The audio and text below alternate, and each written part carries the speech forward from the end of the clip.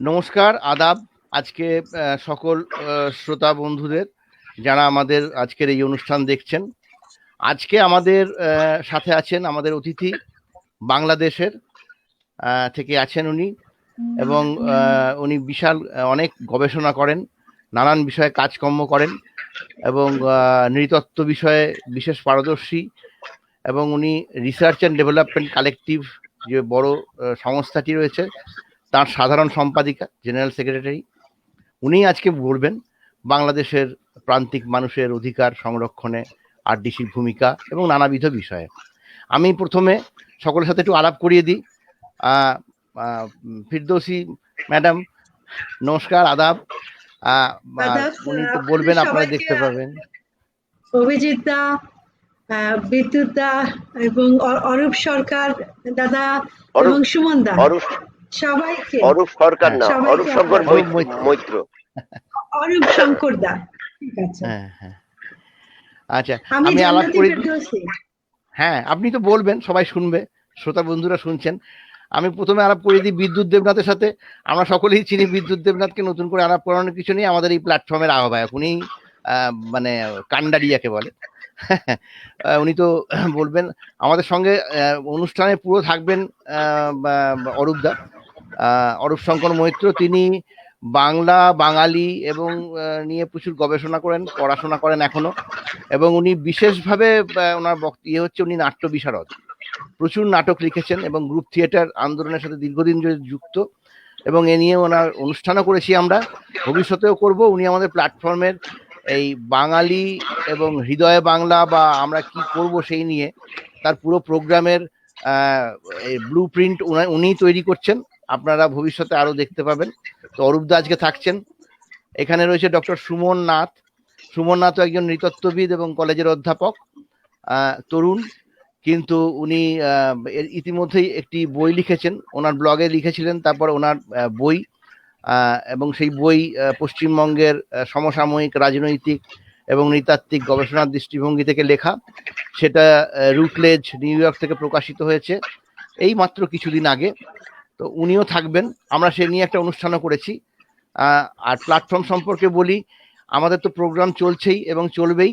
আমরা বিশেষভাবে গর্বিত যে আজকে আমরা এই অনুষ্ঠানে বাংলাদেশ থেকে আমাদের দিদিকে পেয়ে গেছি, আপাকে পেয়ে গেছি, এবং আগামীকাল দিনে আরো অনেককে পাবো।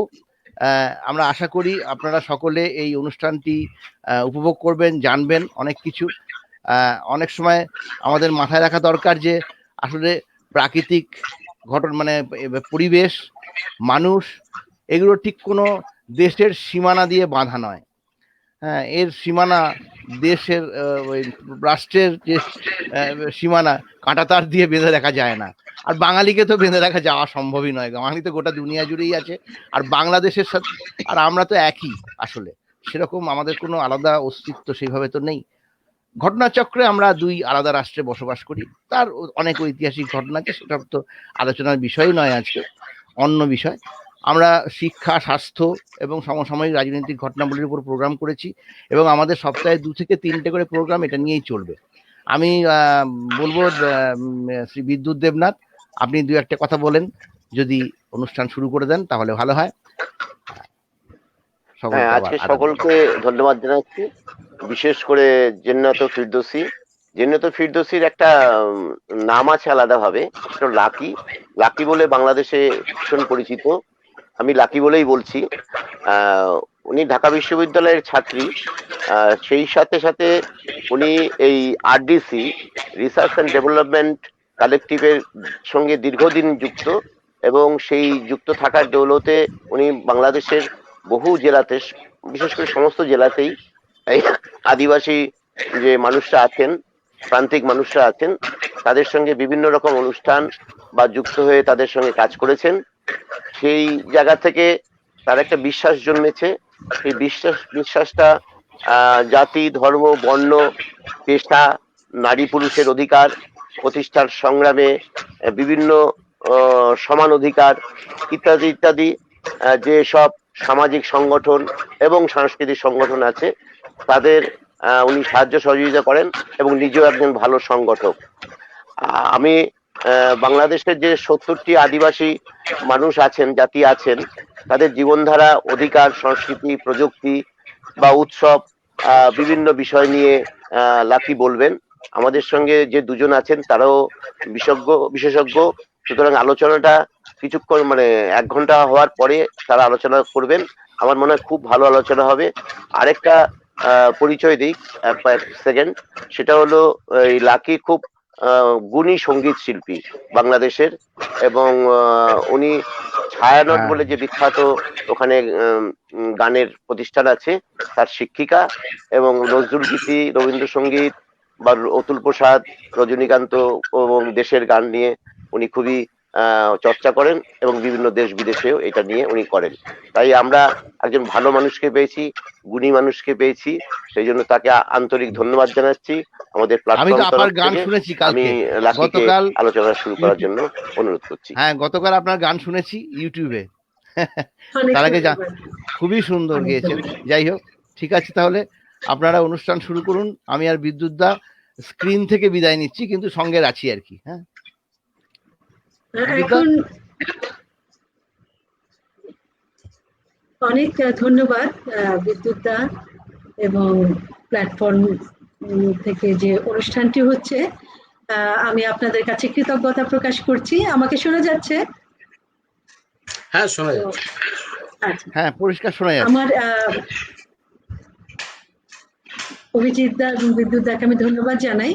আমি যে গবেষণা সংস্থাটিতে আছি, research and development collective, RDC, আপনারা নাম শুনে বুঝতে পারছেন যে রিসার্চ অ্যান্ড ডেভেলপমেন্ট কালেকটিভ মানে গবেষণা ও উন্নয়ন কালেকটিভ।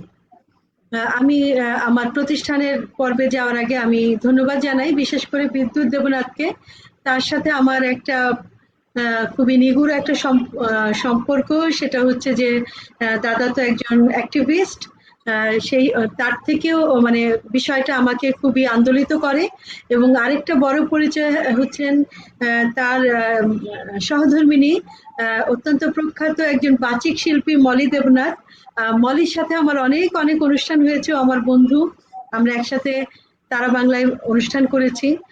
তো সবকিছু মিলে আমরা আসলে খুব পারিবারিক ভাবেই মনে হয় আমরা খুবই সম্পৃক্ত। তা আমি আমার RDCর কথা বলতে শুরু করি।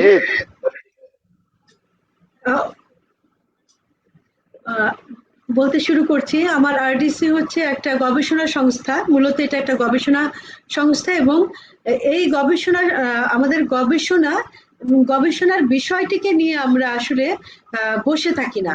আমরা গবেষণাটাকে নিয়ে আমরা পলিসি লেভেলে একটা অ্যাডভোকেসির কাজ করি, পলিসিতে আমরা পরিবর্তন আনার জন্য চেষ্টা করি। আমার যে প্রতিষ্ঠানটি, সেই প্রতিষ্ঠানটি 96 সালে এই প্রতিষ্ঠানটির জন্ম, 96 সালে, এবং অত্যন্ত বিখ্যাত লোকজন, বিখ্যাত শিক্ষক এই প্রতিষ্ঠানের সাথে যুক্ত ছিলেন। আমার এই মুহূর্তে আমি স্মরণ করছি আমাদের professor doctor HKS Arifin sir ছিলেন আমাদের চেয়ারপারসন। পরবর্তীতে আমাদের বর্তমান চেয়ারপারসন, তিনিও একজন অত্যন্ত বরেণ্য ইতিহাসবিদ, professor doctor Misbah Kamal sir হচ্ছে ওটার চেয়ারপারসন, আর বর্তমানে আমি ওটার জেনারেল সেক্রেটারি হিসাবে কাজ করছি। তো 96 সালে প্রতিষ্ঠিত এই সংস্থাটি আসলে অনেক ধরনের কাজ করে। প্রথমত RDCর একটা বড়, অন্যান্য যে কোনো প্রতিষ্ঠান থেকে তার একটা জায়গা আছে, স্পেশাল যে জায়গাটা, সেটা হচ্ছে RDC হচ্ছে বাংলাদেশের একেবারে প্রান্তিক মানুষদের নিয়ে কাজ করে। আমি যখন 2004 সালে আমি রিসার্চ অ্যান্ড ডেভেলপমেন্ট কালেকটিভ RDCতে জয়েন করি, তো তখন আমি এই RDCতে এসেই আমি এটা মনে করি যে আমি আমার পরিবার থেকে যে বিষয়টা শিখেছিলাম, যে পরিবার থেকে আমি, আমার বাবা একজন মুক্তিযোদ্ধা, আমার মা একজন গৃহিণী, কিন্তু পরিবার থেকে কিন্তু আমরা কিছু জিনিস শিখি। তার মধ্যে একটা বিষয় হচ্ছে যে আমাদের এই বাংলাদেশটা যে একটা অসাম্প্রদায়িক দেশ, এবং আমাদের যে মুক্তিযুদ্ধের চেতনা ছিল অসাম্প্রদায়িক একটা দেশ নির্মাণ করা, সেইভাবেই কাজ করা। এবং আমার বাবা ভীষণ রকমের গান পছন্দ করতেন, এবং আমরা 5 বোন, আমাদের 5 বোনকে নিয়ে আমার বাবা গানের স্কুলে ভর্তি করিয়ে দেন ছায়ানটে, এবং সেই সাথে আমরা ছায়ানটের সাথে এখনো সম্পৃক্ত। আমি ছায়ানটে এখন গান শেখাই। আর আমার প্রতিষ্ঠান, আমি আরডিসি তে এসে যে জিনিসটি আমি খুব গভীরভাবে উপলব্ধি করেছি সেটা হচ্ছে বাংলাদেশ আসলে একটি বহুজাতির দেশ। এই দেশে কমপক্ষে বাঙালি ছাড়াও এই দেশে কমপক্ষে ৭৬টি জাতির একটা শব্দ হচ্ছে, আসলে শব্দটা বন্ধ না করলে একটু সমস্যা হবে। অসংখ্য জাতির মানুষ এই দেশে আছে, এবং এটি আমি আসলে অরূপ শঙ্কর মৈত্র, অরূপদা আপনার মাইক্রোফোনটা মিউট করে রাখুন। হ্যাঁ, থ্যাংক ইউ।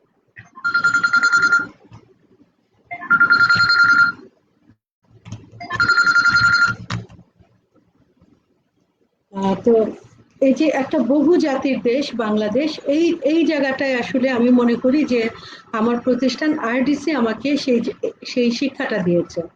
তো আরডিসির বিভিন্ন ধরনের কাজ, যেমন আরডিসি কাজ করে প্রান্তিক মানুষকে নিয়ে কাজ করে, জনগোষ্ঠীকে নিয়ে কাজ করে, শ্রমিকদের নিয়ে কাজ করে, মুক্তিযুদ্ধ, আদিবাসী, কৃষক, দলিত, চা শ্রমিক, হরিজন, এবং আমাদের মুক্তিযুদ্ধের সময় যে গণহত্যা হয়েছিল, শহীদ বুদ্ধিজীবীরা আছেন। এবং আমাদের দুঃখজনক হলেও সত্য যে আমাদের মুক্তিযুদ্ধে কমপক্ষে 5 লক্ষ মানুষ, 5 লক্ষ নারী নির্যাতনের শিকার হয়েছিলেন। আমরা সেই বিষয়টি নিয়েও কাজ করি, এবং আমাদের এই ক্ষেত্রে আরডিসি খুবই একটা স্পেশালাইজড জায়গায় মানে আছে। আমরা আরডিসির পক্ষ থেকে বিশেষ করে আমরা খুব প্রান্তিক মানুষদের নিয়ে কাজ করি, আমরা খুব দুর্গম এলাকায় যেয়ে কাজ করি, কারণ আমরা সবসময় গবেষণার কাজ করি। এবং আমাদের এখন যে উপলব্ধিটা হয় যে আরডিসির যারা আছেন, আমি এখানে আছি আরডিসিতে, সেটা আপনারা জানেন, আমি সাধারণ সম্পাদক হিসাবে এখানে আছি, কিন্তু আমাদের আরডিসির যে আরো বন্ধুরা আছেন, আমাদের chairperson professor doctor Mezba Kamal sir, বা আমাদের ঢাকা ইউনিভার্সিটির সমাজ বিজ্ঞান ডিপার্টমেন্টের একসময় চেয়ারপারসন ছিলেন সর্দার আমিনুল ইসলাম স্যার, তিনি আমাদের সাথে আছেন প্রফেসর মনিরুল্লাহ খান, ডক্টর খালিদা ইসলাম, মানে তারা আছেন এবং আন্তর্জাতিক অঙ্গনে কাজ করেন তারা। তো আরডিসি অনেক বছর ধরে আসলে এই কাজগুলো করছে, এবং আরডিসি প্রান্তিক মানুষের সাথে তো কাজ করে এবং প্রান্তিক জায়গায় যে কাজ করে। আমরা এই সম্প্রতি করোনা ভাইরাসের মধ্যে আমরা একটা কাজ করেছিলাম, একটা ইনক্লুসিভ এডুকেশন নিয়ে আরডিসির পক্ষে আমি যে কাজটি করেছিলাম। আমি এখানে একটু বলতে চাই যে আমরা যখন এই কাজটি করতে চাই, বিভিন্ন সময় আমাদের সাথে কনসালটেন্টরা কাজ করেন। তো আমরা যখন দুর্গম থানচি, আপনারা জানেন যে বান্দরবানের থানচি এলাকাটা অত্যন্ত দুর্গম, আমি একটু উল্লেখ করছি, তখন আমরা যখন ওখানে কাজ করতে গিয়েছি, আমাদের সাথে যে কনসালটেন্টরা ছিলেন তারা রীতিমতো একটু টেনশনে পড়েছিলেন যে এই দুর্গম এলাকায় কিভাবে আমরা যে কাজ করব, সেই পাহাড়ের পরে নদী, সেই নদী পার হয়ে ওই পারে যাওয়া। তো সবকিছু মিলে আমরা দেখলাম যে আমাদের আরডিসি কিন্তু এই জায়গায় একটা অত্যন্ত ভাইটাল রোল প্লে করে, যে আমরা একদম জায়গায় ঠিক প্রান্তিক মানুষ যেখানে বসবাস করেন, আমরা ঠিক ওই জায়গাটায় যেয়ে কিন্তু এই কাজটা করি। তো এই জায়গায় আমি বলবো আরডিসি একটা খুবই গুরুত্বপূর্ণ ভূমিকা রাখে একদম প্রান্তিক জনগোষ্ঠীর কাছে যাওয়া, যে কাজ করে। তারপরে আমাদের যেমন এখানে হরিজনরা আছেন, আমাদের মুক্তিযুদ্ধে শুধু বাঙালি কেন, বাঙালির পাশাপাশি আদিবাসী, চা শ্রমিক এবং হরিজনরাও কিন্তু অংশগ্রহণ করেছেন। আমাদের আরডিসি কিন্তু এই বিষয়টিকে অত্যন্ত গুরুত্বের সাথে দেখে। আমাদের ঢাকার খুব কাছে মিরন জিল্লা বলে একটা জায়গা আছে, যেখানে আমাদের 1971-এ প্রায় 11 জন শহীদ হয়েছিলেন। তো ওই জায়গাটায় আসলে এখানে একটা শহীদ মিনারও আছে, সেই হরিজনরাই এটা করেছেন, তাদেরও মুক্তিযুদ্ধে অসাধারণ ভূমিকা আছে। কিন্তু আমাদের ইতিহাসে কিন্তু তাদের এই ভূমিকার কথাগুলো নেই, যে কিভাবে এই আদিবাসী বা নারী বা চা শ্রমিক বা হরিজনরা কিভাবে আমাদের মুক্তিযুদ্ধে অবদান রেখেছিল এবং সমাজ গঠনে তারা কিভাবে অবদান রাখছে, এই বিষয়গুলো কিন্তু আমরা কখনো আমাদের ইতিহাসেও পাইনি। এমনকি আমাদের মূলধারার যে অনেক ধরনের গ্রন্থ প্রকাশিত হয়েছে তার মধ্যে কিন্তু সেভাবে আসেনি। কিন্তু research and development collective RDC চেষ্টা করেছে, চেষ্টা এখনো করছে তাদের যে ভূমিকা, এই প্রান্তিক জনগোষ্ঠীর যে ভূমিকা সেটিকে তুলে ধরার জন্য আরডিসি অনেক ধরনের মানে কাজ করছে। যে বিশেষ করে আমরা চেষ্টা করি যে মানুষের অধিকার এবং মানুষের মর্যাদা প্রতিষ্ঠিত করার মধ্যে দিয়েই আসলে সত্যিকারের উন্নয়ন সম্ভব। তো এইভাবে আমরা আর কি কাজ করি। আমরা পলিসি লেভেলে অ্যাডভোকেসির কাজ করি, আমি প্রথমেই বলেছিলাম। যেমন আমাদের যে ন্যাশনাল এডুকেশন পলিসি, যেখানে আমরা বলছি যে to promote and develop the language and cultures of the indigenous and small ethnic group. তো আমরা এটা সবসময় মনে করি যে আমরা যেমন পাকিস্তানি কাঠামোর মধ্যে দিয়ে, আমরা ভাষা আন্দোলনের মধ্যে দিয়ে বাংলা, এখন আমাদের ভাষা আন্দোলনের মধ্যে দিয়ে কিন্তু আমরা আমাদের ভাষার অধিকার পেয়েছিলাম। এবং এই 21শে ফেব্রুয়ারি 21 এখন হচ্ছে একটা আন্তর্জাতিক প্ল্যাটফর্ম, যে সেখানে হচ্ছে মায়ের ভাষায় বা মাতৃভাষায় কথা বলার যে বিষয়টি।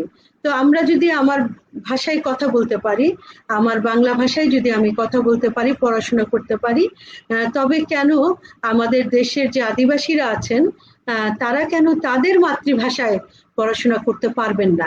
এই জায়গা থেকেও কিন্তু আমরা পলিসি লেভেলে অ্যাডভোকেসির কাজ করি। আমি অত্যন্ত শ্রদ্ধার সাথে স্মরণ করি 52 ভাষা আন্দোলনে একজন রাখাইন সংগঠক ছিলেন, আদিবাসী সংগঠক ছিলেন উশুয়ে, শ্রদ্ধার সাথে স্মরণ করি। উশুয়েদার সাথে আমি অনেক কাজ করেছি, আমার জীবনে অনেক সুযোগ হয়েছে, আমি উশুয়েদার সাথে কাজ করেছি। তিনি ভাষা আন্দোলনে তিনি চেষ্টা করেছেন যদি বাঙালি যদি পাকিস্তানি কাঠামোর মধ্যে দিয়ে তার ভাষার অধিকার প্রতিষ্ঠা করতে পারে, তাহলে একজন রাখাইনও সেই অধিকার একসময় পাবে। তো তিনি তখন এই আন্দোলনে যুক্ত হয়েছিলেন। তো আমরা কিন্তু ওই জায়গা থেকে আমরা চেষ্টা করি যে আমাদের প্রায় 76টি জাতি আছে, আমরা গবেষণার মধ্যে দিয়ে দেখেছি। আরডিসি একটা মাঠ পর্যায়ে গবেষণা করে দেখেছে এখানে 76টি জাতির মানুষ আছে। বর্তমানে সরকার 50টি জাতিকে কিন্তু স্বীকৃতি দিয়েছে, মানে বাংলাদেশের ক্ষুদ্র জাতিসত্তা হিসাবে তাদেরকে স্বীকৃতি দেওয়া হয়েছে। তো এই জায়গা থেকে আমরা যে কাজটি করছি, যেমন ভাষার কথাটা তো বললাম যে আমরা পলিসি লেভেল অ্যাডভোকেসি করছি। এখন বাংলাদেশে 5টি জাতি তার ভাষায় পড়াশোনা করার একটা প্রাথমিক পর্যায়ে পড়াশোনা করার একটা সুযোগ আছে, সুযোগ মানে অধিকার তাদের। সেটা হচ্ছে যেমন চাকমা, মারমা, ত্রিপুরা, এবং ওখানে হচ্ছে গারো, সাঁওতাল এবং ওরাও। তো 5টি জাতির জন্য বললাম যে সাঁওতালরা এখনো তাদের ভাষা, তারা কি রোমান পড়বে নাকি বাংলা ভাষায় পড়বে, এটা নিয়ে একটা বিতর্ক থাকাতে তাদের কাজটা এখনো স্থগিত হয়ে আছে। কিন্তু অন্যান্য জাতির এই ভাষায় কিন্তু বাচ্চারা প্রাথমিক স্কুলে পড়াশোনা করছে, এবং ভবিষ্যতে এটা একটা ব্রিজিং পদ্ধতিতে একটি বাচ্চা যাতে ছোটকালে তার নিজের মায়ের ভাষায় জানি পড়াশোনা করে পরবর্তীতে জানি সে বাংলা এবং ইংরেজি ভাষায় পড়তে পারে, এই বিষয়টি নিয়ে আমরা অ্যাডভোকেসির কাজ করি। আমাদের আরেকটি গুরুত্বপূর্ণ কাজ হচ্ছে আমাদের রিসার্চ অ্যান্ড ডেভেলপমেন্ট কালেকটিভ আরডিসির একটা সেক্রেটারিয়েট হিসাবে কাজ করে, সেটা হচ্ছে আমাদের আদিবাসী বিষয়ক সংসদীয় ককাস। 2009 সালে আমাদের 2009 সালে এটা গঠন করা হয়।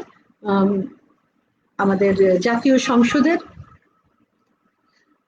মন্ত্রী এবং এমপিদেরকে নিয়ে সমন্বয়ে এই ককাস গঠন করা হয়েছিল। 2009 সাল থেকে কাজ করছে আদিবাসীর অধিকার এবং উন্নয়নের লক্ষ্যে এই ককাস কাজ করছে। এটার উপদেষ্টা হচ্ছেন বরেণ্য রাজনীতিবিদ, আমাদের দেশের অত্যন্ত আমাদের সর্বজন শ্রদ্ধেয় রাশেদ খান মেনন, তিনি এই ককাসের প্রতিষ্ঠাতা। এই ককাসের সাথে আরো আছেন ফজলে হোসেন বাদশাহ, আছেন ওবায়দুল মুক্তাদির চৌধুরী, আছেন হাসানুল হক ইনু, এবং এই মানে এমপিদের সমন্বয়ে, মন্ত্রী এবং এমপিদের সমন্বয়ে এই ককাস। তো বর্তমানে এই ককাস আদিবাসী এবং সংখ্যালঘু বিষয়ক সংসদীয় ককাস নামে পরিচিত, কারণ বাংলাদেশের শুধু আদিবাসী তো আছেন, সেই সাথে আমাদের যে সংখ্যালঘু মানুষরাও আছেন, তাদের উন্নয়নে যাতে কাজ করতে পারে এই জন্য ককাস আবার নতুন করে কাজ শুরু করেছে, সেটা হচ্ছে আদিবাসী এবং সংখ্যালঘু বিষয়ক সংসদীয় ককাস এই নামে। তো আমাদের এই ককাস একটা এই আদিবাসীর উন্নয়নের জন্য এবং সংখ্যালঘুদের উন্নয়নের জন্য একটা ইন্ডিজিনাস পিপলস রাইট অ্যাক্ট করেছে, যেটা আমরা 10টা আমাদের বাংলাদেশের বিভাগ এবং জেলাগুলোকে ক্লাস্টার করে আমরা 10টা জায়গায় এটাকে আমরা একটা কনসালটেশন করেছি, অনেক বড় একটা কনসালটেশন করেছি। তার মধ্যে দিয়ে আমরা একটা Bangladesh indigenous peoples right act করেছি, এবং সেটা করার জন্য আমরা দেখেছি আমাদের ফিলিপাইনের যে ইন্ডিজিনাস পিপলস রাইট অ্যাক্ট ইপ্রা দেখেছি, আমরা নরওয়েতে যে আদিবাসীদের অধিকার নিয়ে যে সংসদ কাজ করছে আমরা সেই বিষয়টাকেও ফলো করেছি। সে কারণে আমি আমাদের এখান থেকে পার্লামেন্টের নেতৃত্বে একটা টিম আমরা ফিলিপাইনেও কিন্তু বিষয়টা দেখে এসেছি। এবং আমরা আরেকটা কাজ করি, যেমন আমাদের দেশে বলা হতো এক সময় যে এখানে কোনো দলিত নাই, এই দলিত সমস্যাটা বাংলাদেশের নয়, কিন্তু আমরা 2006 সালে একটা গবেষণা করেছিলাম, একটা বড় স্টাডি করেছিলাম বাংলাদেশের দলিতদের যে বিষয়টি, সেটিকে নিয়ে আমরা একটা গবেষণা করেছি, এবং সেই গবেষণার মধ্যে দিয়ে আমরা একটা রেকমেন্ডেশন করেছিলাম যে বাংলাদেশে দলিতরা আছে এবং তারা তাদের মর্যাদার প্রশ্নে তারা খুবই মানে বঞ্চিত, তাদেরকে হেয় প্রতিপন্ন করা হচ্ছে, এবং সেই জন্য আমরা একটা অ্যান্টি ডিসক্রিমিনেশন ল এটা আমরা রিকমেন্ডেশন করেছিলাম। তো এইটা নিয়ে পরবর্তীতে আমাদের এখানে বাংলাদেশের যে ইন্টারন্যাশনাল এবং সিভিল সোসাইটি অর্গানাইজেশন গুলো আছে সেগুলো কিন্তু বেশ বড় রকমের একটা অ্যাডভোকেসি করছে গভর্নমেন্টের সাথে, যে একটা অ্যান্টি ডিসক্রিমিনেশন ল করা হোক। তো এটা আমাদের কিন্তু এটা আমি বলতে পারি যে এটা আমাদের রিসার্চের ভিতর দিয়েই কিন্তু এই ফাইন্ডিংসটা আমাদের রিসার্চ এন্ড ডেভেলপমেন্ট কালেকটিভ আরডিসির ফাইন্ডিংস ছিল যে একটা অ্যান্টি ডিসক্রিমিনেশন ল করা হোক। তো এইভাবে আমরা আসলে পলিসি লেভেলে অ্যাডভোকেসির কাজ করি, এবং এই কাজগুলো করতে যে আমরা বিশেষ করে যদি বলি, আমরা 64টা ডিস্ট্রিক্টে, আমি বিশেষ করে প্রতিটা ডিস্ট্রিক্টে কাজ করেছি, বাংলাদেশের প্রান্তে যে কাজ করেছি, যে প্রান্তে যাওয়াটা অনেক সময় কঠিন, হয়তো সেখানে যে থাকার খুব একটা সহজ নয়, বা ইলেকট্রিসিটি নাই, খুবই দুর্গম সে এলাকা, আমরা ওই সমস্ত জায়গায় যে কাজ করেছি। এবং আমরা বিশেষ করে আমি একটা কথা বলতে চাই যে আমাদের যে এই যে 50টি জাতি, যেটাকে আমাদের পঞ্চদশ সংশোধনীতে সংসদে এটা পাশ করা হয়েছে, যে আমাদের দেশে 50টি জাতি আছে, গেজেট আকারে পাশ করা হয়েছে। তো সেটা নিয়ে আমাদের এখানে যে সংস্কৃতি মন্ত্রণালয়, বিশেষ করে বাংলাদেশ শিল্পকলা একাডেমি, তারা একটি কাজ করিয়েছে, সেই কাজটি আমার আরডিসির পক্ষ থেকে আমি করেছি। সেটা হচ্ছে বাংলাদেশের যে বৈচিত্র্য, সেই বৈচিত্র্যকে নিয়ে একটি গ্রন্থ প্রকাশিত হয়েছে, বাংলাদেশ শিল্পকলা একাডেমি সেটা করেছে। তো আমি এইটা আপনাদেরকে দেখাই, এই কাজটি আমি করেছি, এটা বাংলাদেশ শিল্পকলা একাডেমি করিয়েছে, যেটা কিনা যে আমাদের দেশের যে কালচারাল ডাইভার্সিটি, সেটা এখানে 50টি জাতি এবং সেই জাতির সংস্কৃতি এবং তাদের জীবন আচার এই গ্রন্থের মধ্যে তুলে ধরা হয়েছে।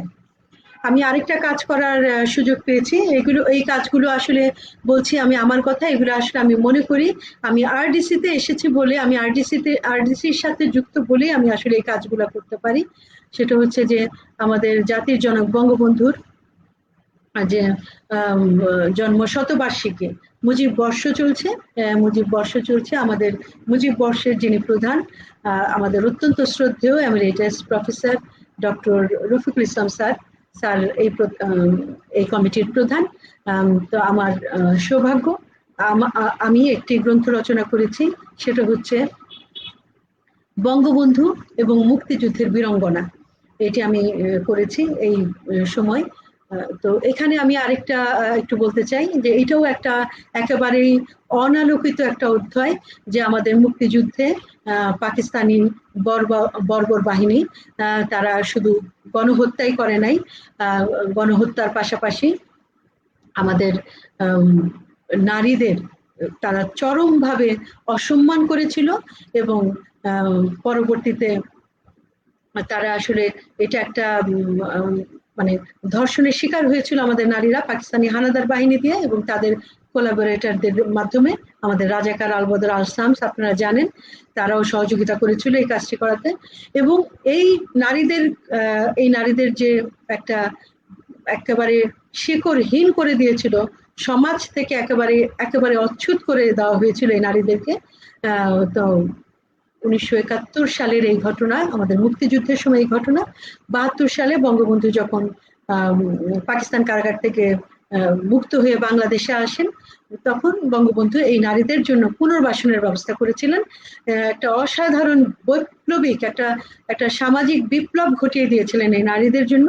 কিন্তু অত্যন্ত দুঃখের বিষয় যে 75-এ যখন বঙ্গবন্ধুকে হত্যা করা হয় সপরিবারে, ঠিক তার পরপরই এই পুনর্বাসন থেকে আরম্ভ করে নারীদের জন্য যে কাজগুলো করেছিলেন বঙ্গবন্ধু, এই মানে সব কাজ বন্ধ হয়ে যায়, এবং এই নারীদেরকে আর কেউ কখনো খোঁজ রাখেনি। তো অনেক পরে 2008 সালে যখন আমাদের জাতির জনক বঙ্গবন্ধুর কন্যা প্রধানমন্ত্রী শেখ হাসিনা যখন আবার ক্ষমতা এলেন, তখন তিনি এই নারীদেরকে নিয়ে আবার বেশ কিছু কাজ করলেন, এবং সম্প্রতি যে একটা বিষয়, মুক্তিযোদ্ধা হিসাবে এই নারীদেরকেই স্বীকৃতি দেওয়া হয়েছে। তো আমি আমার গ্রন্থটিতে বঙ্গবন্ধুর যে ভূমিকা, মুক্তিযুদ্ধের বীরাঙ্গনাদের নিয়ে বঙ্গবন্ধুর যে ভূমিকা এবং বঙ্গবন্ধুর যে কাজগুলো এবং সমাজে সেই নারীদের যে অবস্থান, সেই বিষয়টি, এবং বর্তমান সরকার আমাদের মাননীয় প্রধানমন্ত্রী শেখ হাসিনার নেতৃত্বে, বিশেষ করে শেখ হাসিনা যে পদক্ষেপগুলো নিয়েছেন, ঠিক সেভাবেই এই বিষয়গুলো সেই গ্রন্থে আমি তুলে ধরার চেষ্টা করেছি। এবং আমার আরেকটি গ্রন্থ আছে, সেটি হচ্ছে যে দলিত নারীকে নিয়ে। আমাদের বাংলাদেশে আমাদের নারীরা, সমগ্র বিশ্বে নারীরা এখন অনেক উপরে, আমি মনে করি নারীরা তাদের অধিকার আদায় করেছেন, অনেক ক্ষেত্রে সফল হয়েছেন।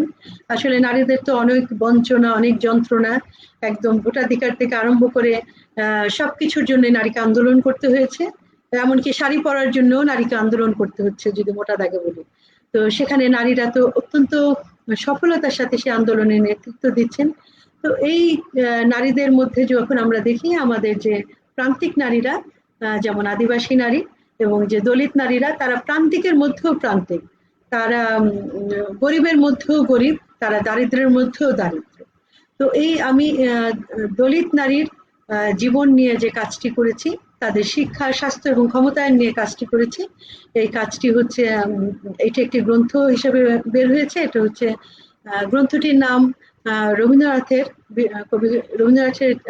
একটি বিখ্যাত গানের লাইন আমি ব্যবহার করেছি, আমি তোমারই মাটির কন্যা। এটা আমার গ্রন্থটির নাম। আর এই গ্রন্থটি করার জন্য সহযোগিতা করেছিল, বিশেষ করে আমার গবেষণা করেছে আমি আরডিসির পক্ষে, এবং সহযোগিতা করেছিল বাংলাদেশের যে হিউম্যান রাইটস কমিশন, তারা এই কাজটি আর কি করতে আমাকে সহযোগিতা করেছিল। তো এভাবে আমরা বেশ কিছু কাজ করেছি। আমি যেটা বললাম, আমার আরেকটি গ্রন্থ, সেটা প্রফেসর মেজবা কামাল স্যারের সাথে, বিপন্ন ভূমিজ, আমাদের আদিবাসীদের যে ভূমি এবং সেই ভূমি থেকে কিভাবে তারা ভূমিচ্যুত হয়ে একেবারে ভূমিহীনে পরিণত হয়েছে, এবং প্রায় 90%-এরও বেশি মানুষ এখন ভূমিহীন। আদিবাসীরা নিজ ভূমেই তারা এখন একদম পরবাসী বলা চলে, তারা এখন নিজের ভূমিতে নাই।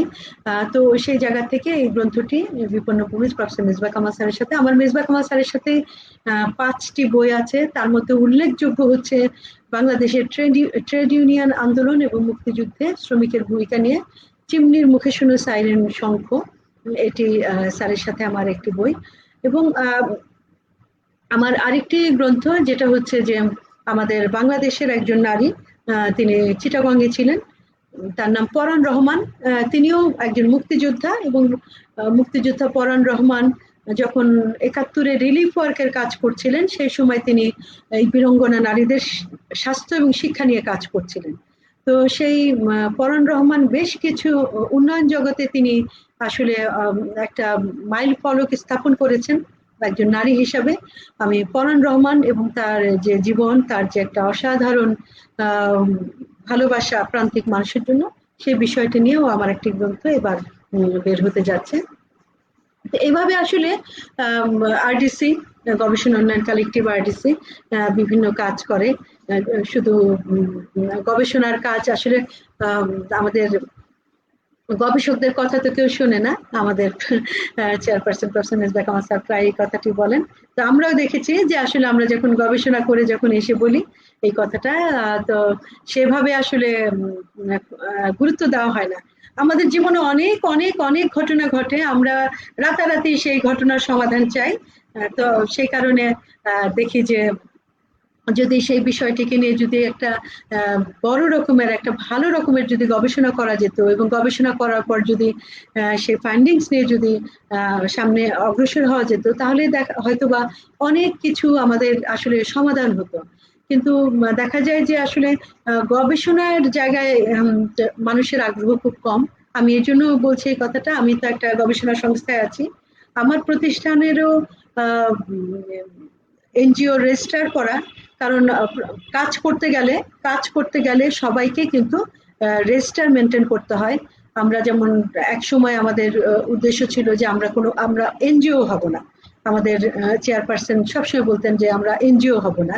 এনজিওর যে কাজ সেটাও একটা অনেক ভালো কাজ, তারা যেমন অনেক কিছু করেন, তার প্রান্তিক মানুষের অনেক ধরনের কাজ করেন, ঘর বাড়ি, আপনার পানির কল, অনেক কিছু তৈরি করতে সাহায্য করে। কিন্তু আমরা আসলে সেই কাজটি করি না। আমরা একদম যে কাজটি করলে মানুষের এই যে যাদের কথা বললাম, আমাদের প্রান্তিক মানুষ যারা যাদের স্বীকৃতি ছিল না, সংবিধানে যাদের স্বীকৃতি ছিল না, আমরা সেটা নিয়ে পলিসি আমরা প্রথমে গবেষণা করেছি যে আমাদের দেশের যে বহু জাতির মানুষ আছে, এবং পুরো বাংলাদেশের প্রান্তে প্রান্তে যে আমরা কাজ করে দেখেছি যে আমাদের দেশে ৭৬টিরও বেশি জাতির মানুষ আছে, এবং তাদের যে ভাষা আছে ৪৯টি জাতির ভাষা আছে, যে ভাষাগুলো আসলে আমাদের আস্তে আস্তে হারিয়ে যাচ্ছে। আমরা সেই ভাষা নিয়েও গবেষণা করেছি। Mapping of multilingual education programs in Bangladesh, আমরা দেখিয়েছি রাষ্ট্রকে যে কোথায় কোথায় মাল্টিলিঙ্গুয়াল ভাষা ব্যবহার হচ্ছে, আমরা একটা ম্যাপিং করে দেখিয়েছি। সেটা আমরা পলিসি মেকারের সাথে সরাসরি কাজ করি। আমাদের যে আদিবাসী এবং সংখ্যালঘু বিষয়ক সংসদীয় ককাস আছে, সেখানে আমাদের পার্লামেন্ট মেম্বারদের পাশাপাশি 4 জন টেকনোক্র্যাট মেম্বার আছে, তাদের একজন আমি টেকনোক্র্যাট মেম্বার হিসাবে কাজ করি। আমাদের যখন বাজেট অধিবেশন চলে বিশেষ করে, তখন সবাই যার যার বাজেট পেশ করে, সেই সময় আমরা আদিবাসীর বাজেট নিয়ে কাজ করি, যে আদিবাসীর বাজেট, প্রান্তিক মানুষের বাজেট, এইভাবে আমরা তাদের মর্যাদা এবং উন্নয়নের লক্ষ্যে কিছু কাজ করছি। তো আমি মনে হয় এখানে থামছি, কারণ প্রয়োজনে আবার পরে কথা বলতে পারবো। ধন্যবাদ, ধন্যবাদ সবাইকে। আমি এখন এখানে রয়েছেন ডক্টর সুমন নাথও আছে, অরূপ শঙ্কর মৈত্র আছে। আমি ওনাদের অনুরোধ করব যদি আপনারা কিছু বলেন, মানে এটা নিয়ে প্রশ্ন বা আরো কিছু জানতে চাইলে। হ্যাঁ, আমার একটা জিনিস একটু দিদির কাছ থেকে জানার আছে। একটু দাঁড়াও, শোনো বাবা, আসলে আমার ছেলেটা বড্ড ছোট, পাশ থেকে আওয়াজ করছে। আমার দিদির কাছে একটা জিনিস জানার আছে, সেটা হচ্ছে যে আপনাদের এই মুহূর্তে বাংলাদেশের মৌলবাদের যে একটা রিসার্জেন্স হচ্ছে বলে আমরা খবর পাচ্ছি। আমি খুব রিসেন্টলি একটা বইও পড়েছি এটার উপরে। সেইটাকে আটকানোর জন্য বা সেই ধরনের সেন্টিমেন্টকে প্রশমিত করার জন্য আপনাদের অর্গানাইজেশন কি পলিসি লেভেলে কিছু ভাবনা চিন্তা করছেন? এইটা আমার জানার খুব ইচ্ছে। আচ্ছা, আমরা যেমন বিশেষ করে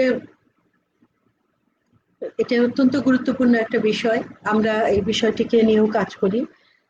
আমি নিজে বাংলাদেশের যে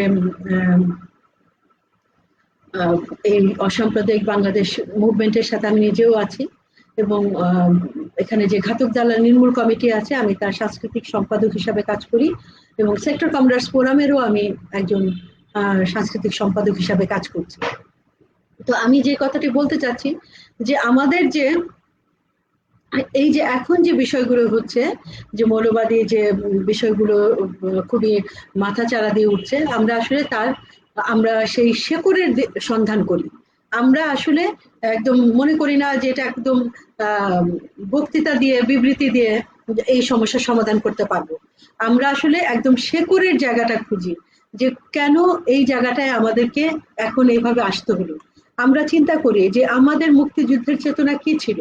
আমাদের মুক্তিযুদ্ধের চেতনা ছিল একটা অসাম্প্রদায়িক দেশ গঠন করা। আমাদের সেই অসাম্প্রদায়িক দেশ গঠন করার জন্য আমাদের মুক্তিযুদ্ধে বাঙালির পাশাপাশি আমরা সবাই জানি যে এই যে আমাদের যে দ্বিজাতি তত্ত্ব, হ্যাঁ, যে বিষয়টা ছিল যে হিন্দু এবং মুসলমানের দেশ বলে যে দেশ ভাগ হলো, এবং আমাদের মুক্তিযুদ্ধ কিন্তু সেই জায়গায় এসে আমাদের মুক্তিযুদ্ধ কিন্তু তাদের সেই যে দ্বিজাতি তত্ত্ব সেটাকে একেবারে অচল, সেটা যে কত অচল ছিল সেটা কিন্তু প্রমাণ করে দিল আমাদের মুক্তিযুদ্ধ। কারণ আমাদের মুক্তিযুদ্ধে হিন্দু, মুসলমান, বৌদ্ধ, খ্রিস্টান, সকল ধর্মের, সকল জাতির, সকল শ্রেণীর মানুষ, সেখানে নারী পুরুষ নির্বিশেষে সকল মানুষ কিন্তু এখানে অংশগ্রহণ করেছিল। তো আমরা মনে করি যদি কিনা আমরা একটা অসাম্প্রদায়িক দেশ করতে চাই, আমরা যদি একটা বৈষম্যহীন দেশ করতে চাই, তো অসাম্প্রদায়িক দেশ গড়তে হলে আমাদের সমাজের যে মানুষগুলো তারা বিভিন্ন ধর্মের, কেউ কেউ বৌদ্ধ, কেউ হিন্দু, কেউ খ্রিস্টান, বিভিন্ন ধর্মের আছে, তার মধ্যে আমাদের মুসলমানদের মধ্যেও আছে। এই যে আমাদের যে বৈষম্য, এই বৈষম্যের জায়গাটাকে আমরা এবং এই বৈষম্যের জায়গাটায় আমরা বৈষম্য কমানোর চেষ্টা করি, এবং এই যে আমাদের যে অসাম্প্রদায়িক যে চেতনা, সেই চেতনাটাকে আমরা এস্টাবলিশড করার জন্য আমরা কিছু কাজ করি।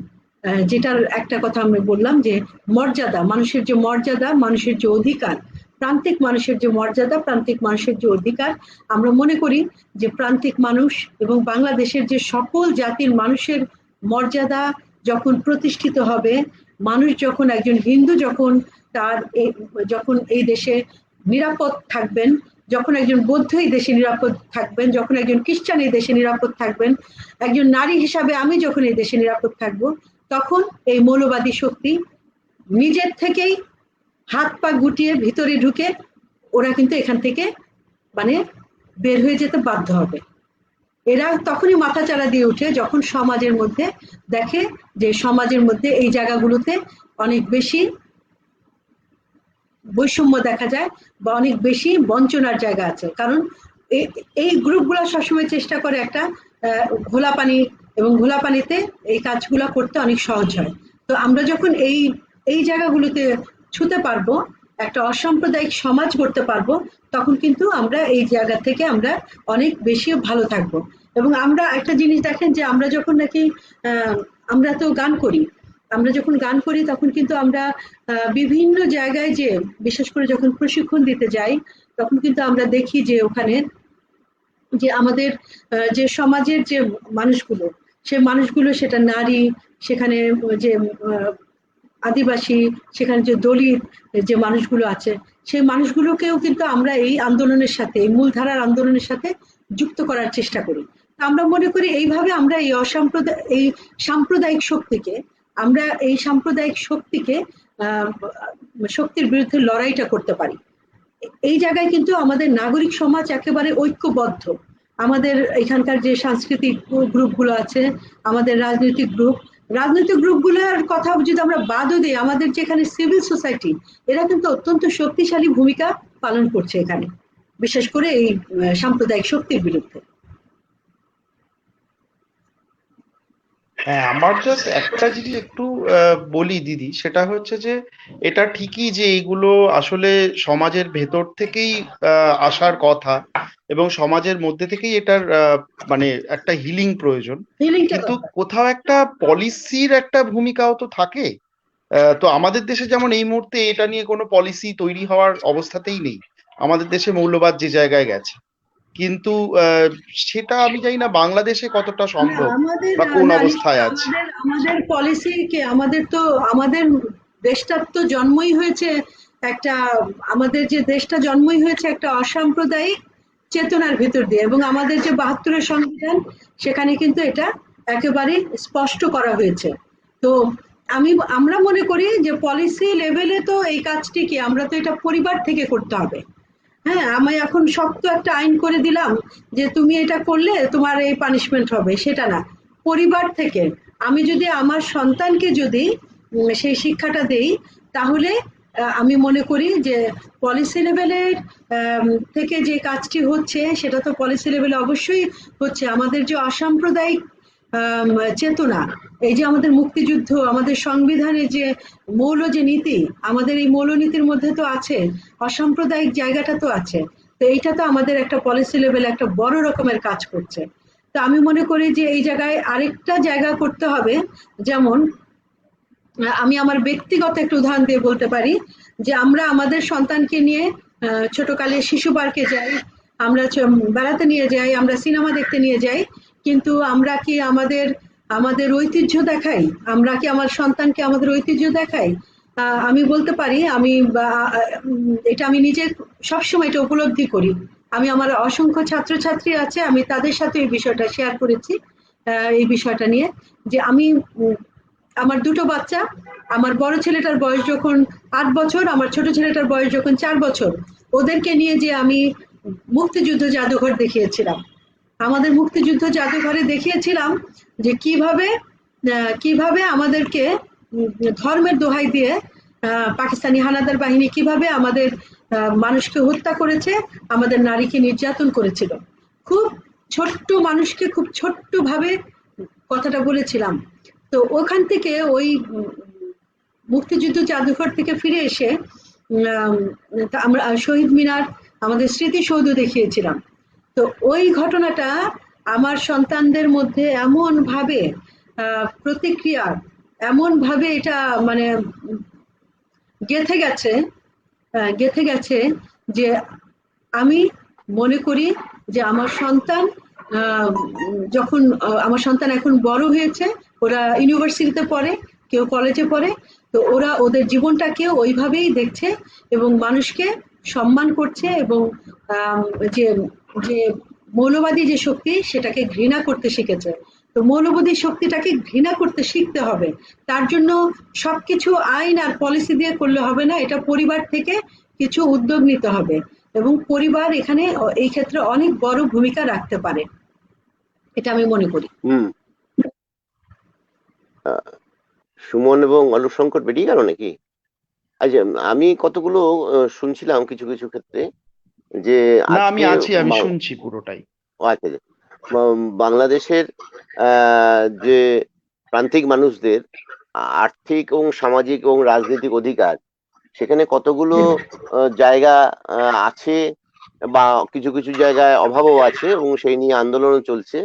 বিশেষ করে সাংবিধানিক একটা কাঠামো, বিশেষ করে যারা আদিবাসী মানুষদের জন্য, এবং তাদের যে অটোনমাস জায়গাটা, তাদের যে স্বায়ত্ত শাসনের জায়গাটা বিভিন্ন জায়গায় হয়, এবং সেই স্বায়ত্ত শাসনটা আঞ্চলিককরণ করা হয়েছে কিনা। আঞ্চলিককরণ মানে নিজেদের মতন করে ব্যাপারটা ভাবা সেই আদিবাসীদের সাথে, বা এটা আরেকটা ব্যাপার আছে, ওইসব অঞ্চলে সর্বস্তরে যেটা হয় না আর কি, সর্বস্তরে আদিবাসীদের অংশগ্রহণ হয় কিনা, তারা কি ডিসিশন মেকিং করে, তারা নারী অধিকারের ব্যাপারে তারা একত্রিত ভাবে সমান অধিকারের কথা ভাবে কিনা, এইগুলো নিশ্চয়ই আরডিসি ভালোভাবে কাজ করছে, আমি জানি কিছু কিছু জায়গায়।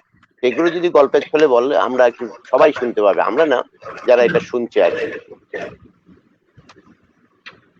সেটা অবশ্যই আমি বলছি। আমি পুরনো মানে কিছুক্ষণ আগে আরেকটি কথা বললাম। তো আমাদের যে এবার যে নির্বাচনটা হয়েছে, সেখানেও কিন্তু আমাদের একেবারে মৌলবাদী শক্তিকে একদম প্রত্যাখ্যান করেছে আমাদের ইয়াং জেনারেশন। তো এই জায়গায় একদম সফল আমি মনে করি আমাদের সিভিল সোসাইটি অর্গানাইজেশনের যে আন্দোলনটা, এটা খুবই, এবং আমাদের নারী আন্দোলন কিন্তু অত্যন্ত সক্রিয়। তো দাদা যে প্রশ্নটা করলেন, আসলে এখন যদি আমি বলি আদিবাসীর যে সাংবিধানিক স্বীকৃতি বা নারীর যে অধিকার, এই জায়গাগুলোতে কোন অবস্থায় আছে। এখন আমাদের দেশের প্রধানমন্ত্রী নারী, আমাদের স্পিকার নারী, আমাদের অনেক উচ্চ পদস্থ জায়গায় নারীরা গেছেন, কিন্তু তাই বলে এটা এমন নয় যে আমাদের বাংলাদেশের না, আমি প্রান্তিক আমি মানুষ, ওই কথা প্রান্তিক ওই কথা নারীরা। বলছি না। আমি বলছি প্রান্তিক মানুষরা, যারা আদিবাসী মানুষ দীর্ঘদিন আছেন, বহুদিন ধরে আছেন, তাদের সমান অধিকারের কথা, তাদের নারীর সমান অধিকারের কথা, সেই জায়গাটা থেকে বলছি। এবং সেখানে নারীরা হ্যাঁ, কতখানি অংশগ্রহণ করছেন, যেহেতু আরডিসি এটা নিয়ে ভালো কাজ করে বলে সেই ধারণাগুলো শুনতে চাইছি আর কি।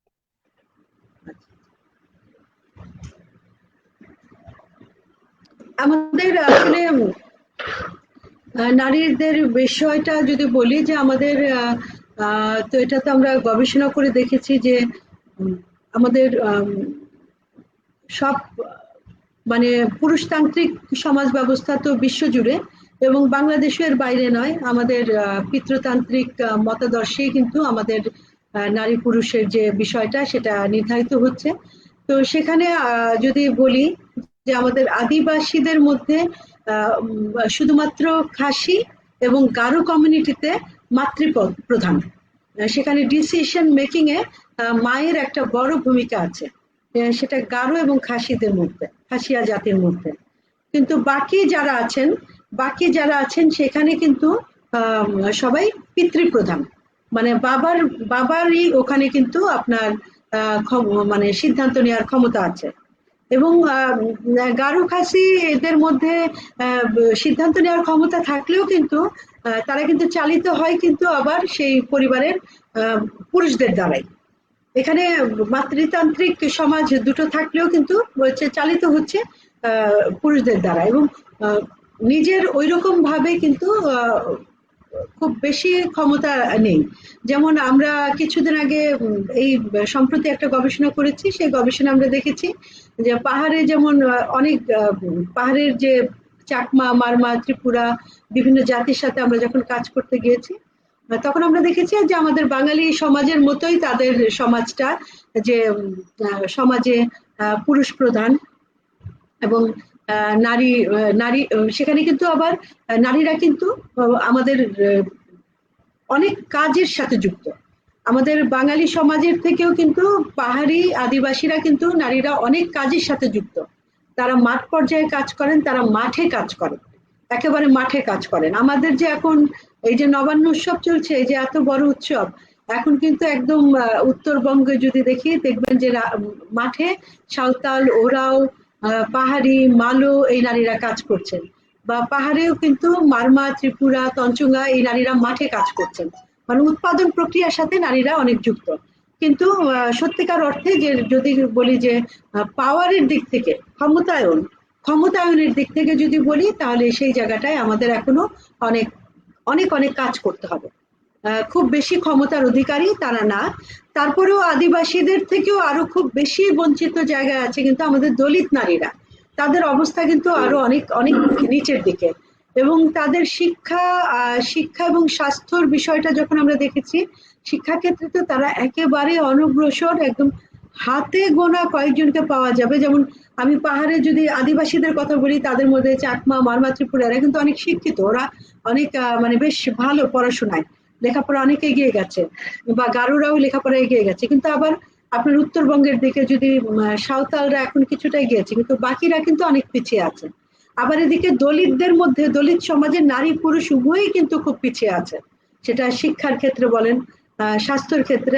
আমরা স্বাস্থ্য ক্ষেত্রে দেখেছিলাম যে কিরকম ভাবে ওরা হেলথ ট্রিটমেন্টটা কিভাবে পাচ্ছে। আমরা এখানে দেখেছি যে শিক্ষা এবং স্বাস্থ্যের ক্ষেত্রে কিন্তু এই দলিতরা কিন্তু অস্পৃশ্যতার শিকার। আমরা অনেক স্কুলে গিয়েছিলাম তখন কাজ করতে, আমি খুলনার একটা স্কুলে কাজ করতে যেয়ে দেখি যে ওখানে যে দলিত বাচ্চারা পড়াশোনা করছে, সে বাচ্চারা স্কুলে সহজে যেতে চেত না এক সময়। তো ওর বাবা মা কে আমরা জিজ্ঞেস করেছিলাম যে কেন ওরা পড়তে চায় না কেন, তো একজন মা কিন্তু খুব দুঃখ করে বলেছিল যে আমার বাচ্চা স্কুলে যাবে কি, আমার বাচ্চা স্কুলে যে বসলে ওকে পিছনের বেঞ্চে বসতে হয়। মানে একজন দলিত সমাজের কথা বলছি, তিনি একজন ঋষি ছিলেন আমি যার কথা বলছি। তো তিনি বলছেন যে তাকে পিছনের বেঞ্চে বসতে হয়, এবং এটা খুবই দুঃখজনক যে শিক্ষক বলেছিল যে তুমি যে বাথরুমে পানি ঢেলে দিয়ে আসো, বাথরুমটা পরিষ্কার করে দিয়ে আসো। তো হতে পারে সে একটা ছোট বাচ্চা, কিন্তু মর্যাদার তো প্রত্যেকটা মানুষের তো একটা মর্যাদা আছে, এবং সেই জায়গায় যে তার ভিতরে যে একটা বঞ্চনা, তার ভিতরে যে একটা ক্ষরণ হয়, সেটা কিন্তু খুব কষ্টের। তো এবং আমি এই যে হরিজন পল্লী, আমার ঢাকার খুব কাছে মিউনিসিপ্যালিটি কর্পোরেশন, এখানে একদম ঢাকায় আমার মানে পাশেই ঢাকা ইউনিভার্সিটি থেকেই এটা একদম খুব কাছে। ওখানে ওরা থাকে যারা ওখানে, একটা ছেলে ওখান থেকে সিভিল ইঞ্জিনিয়ার পাশ করেছে, ওরা সবাই হচ্ছে হরিজন। ওরা পরিষ্কার পরিচ্ছন্নতা কাজের সাথে যুক্ত, ওদেরকে পরিচ্ছন্নতা কর্মী বলে। তো ওই জায়গা থেকে একটা ছেলে আপনার ডিপ্লোমা ইঞ্জিনিয়ারিং পাশ করেছে। তো সেই ছেলেটির নাম হচ্ছে রনিত লাল। ওর সাথে ও আমাদের আরডিসির জেনারেল বডির একজন মেম্বার। তো ওর সাথে আমাদের অনেক কাজ। রনিত রনিত একদিন বলছিল যে ও যখন ইঞ্জিনিয়ারিং পাশ করলো, ওর বন্ধুদের নিয়ে আমাদের এখানে খুবই বিখ্যাত একটা জায়গা হচ্ছে হাজির বিরিয়ানি, সেখানে ও খেতে গিয়েছিল, হাজির বিরিয়ানি খেতে গিয়েছিল। তো সেখান থেকে ওকে বের করে দেওয়া হয়েছিল, কারণ ও ইঞ্জিনিয়ারিং পাশ করে বন্ধুদের নিয়ে গেছে। তো ও খুব লজ্জা পেয়েছিল বন্ধুদের কাছে যে ওদেরকে ওকে যখন বের করে দিল, ও এত কষ্ট পেয়েছিল যে তখন ও বাড়িতে এসে ও খুব ভেঙে পড়ছিল। এবং ও এক সময় একটা কোরআন শরীফ নিয়ে এসে হাজি সাহেবের কাছে যে বলছিল, এখানে দেখান কোথায় লেখা আছে যে হরিজনরা হোটেলে বসে খেতে পারবে না। তো এই জায়গাটা কিন্তু আসলেও এখনো খুবই কষ্টের জায়গা। আমাদের অনেকে বলেন, অনেকে অনেক কথা বলেন যে আমাদের এখানে আসলে দলিত নাই বা দলিতদের এরকম অমর্যাদা হচ্ছে না। কিন্তু আমি যে কথাগুলো বলছি এগুলো আমার আরডিসির গবেষণার ভিত্তিতে আমি বলছি, আমি গবেষণা করে তারপরে এই কথাটি বলছি। তো এই জায়গাগুলোতে এই দলিত নারীরাও কিন্তু অত্যন্ত মানে কষ্টের জায়গা আছে। এমনকি আমাদের যে মুক্তিযুদ্ধে যে নারীদেরকে আমরা মুক্তিযোদ্ধা হিসাবে সম্মাননা জানিয়েছি, এখানেও আছেন। আমি বলেছি 11 জন শহীদ হয়েছিলেন, কিন্তু তাদের যে মিসেসরা আছেন, তাদের যে সন্তানরা আছে, বোনরা আছে, আমাদের এখান থেকে মূলধারা থেকে কখনো তারা একটা শহীদ মিনারও করেছে, তার ভিতরে একটা শহীদ মিনার করেছে।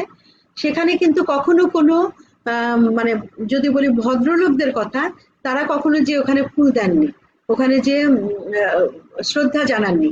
তো আমরা আরডিসি থেকে এই কাজটি করছি যে সেখানে 22শে নভেম্বর যে আমরা শ্রদ্ধার সাথে তাদেরকে সেই শহীদদের স্মরণ করি, এবং আমরা ওখানে আমাদের হিউম্যান রাইটস কমিশনের চেয়ারম্যানকে নিয়ে গিয়েছিলাম এবার, এবং আমরা মুক্তিযোদ্ধা মন্ত্রীকেও বলেছি। আসলে এই সময়টা এখন একটা খারাপ সময় যাচ্ছে, প্যান্ডামিকের সময় যাচ্ছে, কিন্তু তারও আগে আমাদের মুক্তিযুদ্ধের তো প্রায় 50 বছর হয়ে যাচ্ছে। এই 50 বছরের মধ্যে ওখানে কিন্তু সেই রকম ভাবে কোনো মন্ত্রী যাননি তাদেরকে শ্রদ্ধা জানাতে। তো এই জায়গাগুলোতে আসলে আমাদের অনেক আমরা গবেষণা করে দেখেছি যে মর্যাদার প্রশ্নে কিন্তু এটা খুবই একটা খারাপ জায়গা আছে। আমাদের দলিতরা, আমাদের চা শ্রমিকরা, আমাদের নারীরা, প্রান্তিক নারীরা বিশেষ করে এই জায়গাগুলোতে আমাদেরকে অনেক কাজ করতে হবে। আরেকটা কথা, এটা হয়তো আরো কাজ করতে আমি দেখেছি আরডিসির বিভিন্ন কাজের সাথে, সেটা হলো যে আদিবাসীদের মধ্যে জমি সম্পর্কিত যে অধিকার, জমির উপর অধিকার এবং স্বাভাবিকভাবে উৎপাদনের ক্ষেত্র এবং সেখানে মালিকানা, এইটা কতখানি, এবং এটা নিয়ে কোনো কমিশন বা এই ধরনের আন্দোলন বা গবেষণা হয়েছে কি? এটা আমরা একটা কাজ করেছি, সেটা হচ্ছে ওই যে বলেছিলাম যে ভূমি নিয়ে, আদিবাসীদের ভূমি নিয়ে। তো আমরা একটা নাচলে একটা কেস স্টাডি করেছিলাম ভূমির বিষয়টা নিয়ে। নাচল তো অনেক বিখ্যাত জায়গা, আপনারা জানেন, রানী ইলা মিত্র সেখানে তেভাগ আন্দোলন করেছিলেন। তো আমরা বাংলাদেশের যে আদিবাসীদের যে ভূমি সিস্টেমটা, সেখানে আমরা দেখেছি যে বছরের পর বছর 100 বছরও ধরে বসবাস করছে আদিবাসীরা তাদের নিজেদের ভূমিতে। এই ভূমি তাদের হচ্ছে অ্যানসেস্ট্রাল ল্যান্ড, যেটা হচ্ছে তাদের চিরায়ত ভূমি। এই ভূমিতে তারা বসবাস করছেন, তার দাদা বসবাস করেছেন, তার দাদার ঠাকুর দাদারা বসবাস করেছেন, কিন্তু সেই জমি কিন্তু এখন তাদের নেই। তাদের এখন সেই জমিটা তাদের মানে সেই জমির অধিকার থেকেও কিন্তু তারা খুব মারাত্মকভাবে বঞ্চিত হচ্ছেন। এখন কিন্তু আদিবাসীদের জমি বলতেই নেই, ভূমির জায়গা থেকে কিন্তু তারা একদমই শূন্যের কোঠায় চলে গেছেন। আপনার মনে করেন যে এই ভূমি নিয়ে আদিবাসী জীবনে অনেক ঘটনা ঘটছে বিভিন্ন জায়গায়। এই ভূমির জন্য নারীরাও কিন্তু খুবই ভালনারেবল অবস্থায় চলে গেছে।